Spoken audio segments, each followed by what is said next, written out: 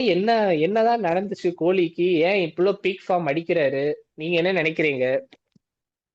It is not an surprising thing to I mean it is just another டே இன் ஆஃபீஸ்ன்ற மாதிரியான ஒரு innings தான் from Virat Kohli. And the thing is like only thing that is been change from his approaches how quick he starts now. பேசிக்காக நம்ம பார்த்துருந்தோம்னா even in foreign abroad கண்டிஷன்ஸ்லயும் சரி, இங்கேயும் சரி, ஒரு 10 பால்ஸ்ல வந்து அவர் ஒரு வார்ம் அப் மாதிரி இருக்கும். அவரோட பேட்ல நல்லா வாங்குவாரு.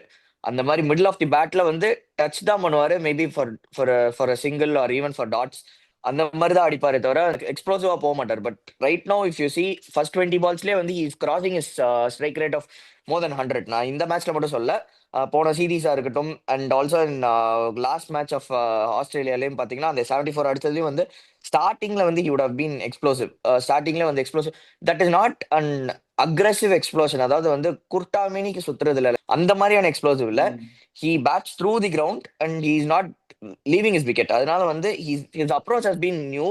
So the thing is like அவர் வந்து அடிச்சு ஆடுறது வந்து இப்போ புதுசா மாறி இருக்கு. அவரோட ஒரு ஒரு டெம்ப்ளேட்டா மாறி இருக்காரு. எக்ஸாம்பிள் ரோஹித் சர்மா எப்படி விளையாண்டுட்டு இருந்தாரோ, ரோஹித் சர்மா விளையாடுற மாதிரியான ஒரு இது. பட் ரோஹித் சர்மா காட்டில ரிஸ்க் ஃபேக்டர் ரொம்ப கம்மி பண்ணி how how well he can play within that ஒரு ஃபீல்ட் செட்டப் வச்சு நான் எப்படி ஃபீல்ட்ல வச்சு பிளே பண்ண முடியும், how the fielders have been placed, நான் அதுக்குள்ள அந்த கேப்ஸ்ல எப்படி அடிக்க முடியும், and how well I can just quickly run. And I tend feel he will be என்ன சொல்றது, ரொம்ப ஒரீடாலாம் இருந்திருக்க மாட்டார் இந்த 93 அவுட் ஆனதுக்கு. ப்ராப்ளி நம்ம தான் ரொம்ப ஒரீடா இருந்திருப்போம்.